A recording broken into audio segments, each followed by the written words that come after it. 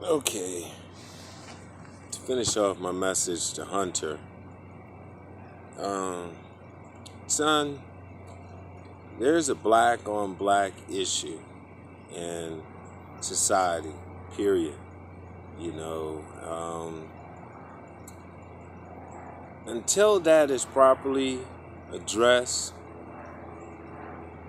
this fight for equality in America, it's not gonna come to fruition because our people, in essence, are our own worst enemies. You know, they're following behind the pattern that the slave masters taught and trained us to divide us. You know, and until blacks actually wake up to that, the horror of that situation that they are actually creating, we will never rightfully, receive our rights here in America. And I'm just noticing a lot of it's madness, son. That's what I call it, because it's the mother against father. It's the black woman against the black man. It's the black man against black man. You know, issue in New Orleans is friends killing friends. So I realized the nature of that derived from the family structure. Which these women, they divide their children's support system, creating desperate people who do desperate things. And until we really wake up to that issue and properly address it, we're never going to get our just dues. That's just the bottom line. Me, I've been to war.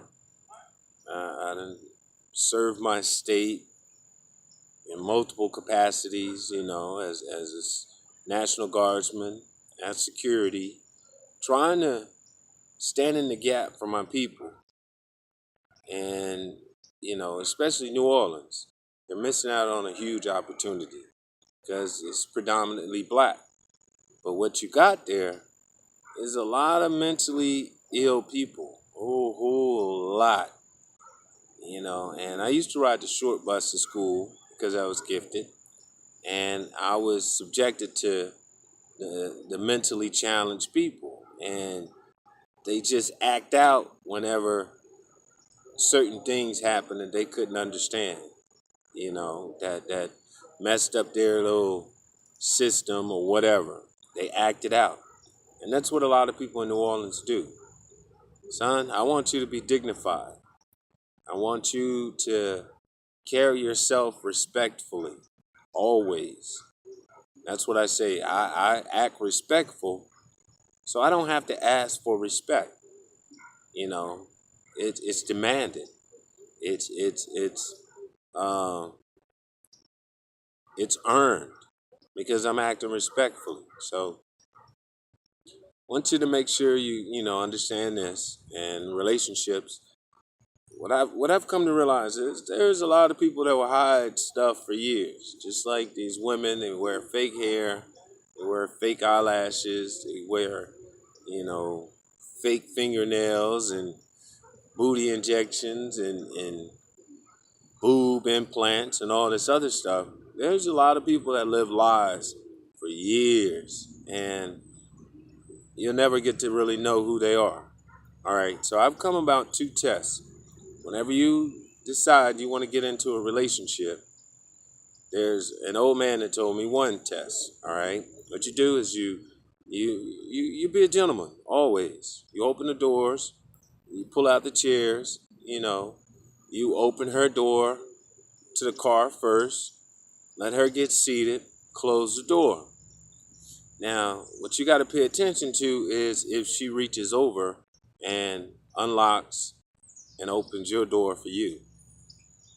My thing, my shortcoming is I've always overlooked that. I'm like, okay, yeah, she was busy doing this, doing that, and so forth. But that's very important. You got to make sure you pay attention to that. And number two is if they cry in front of you. A person that never cries in front of you is it's really telling you that they really don't trust you. They're not comfortable in displaying their emotions in front of you. So pay attention to those tests. Don't marry a woman that, fails both. Or in a sense, don't get in a relationship or run from a relationship with women that fail one. Because those are self-centered creatures. And that's one of the problems with females in general. It's just all about them, you know. It's all about the image they wish to project.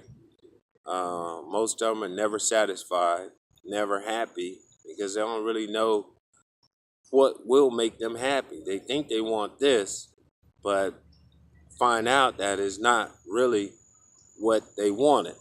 You know, I tell you, I'll tell all my children. I played violin in junior high for like 4 years. I played it in the 5th grade, 6th grade, 7th grade, and 8th grade.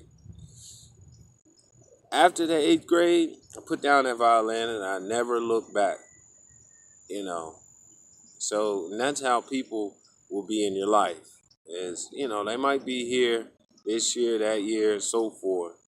But it's not like they're really friends. Like they're gonna follow you, find you, if y'all lose contact. So just pay attention to those, son. And I want you to avoid the mistakes that I made, especially in judgment of people and, the black on black thing.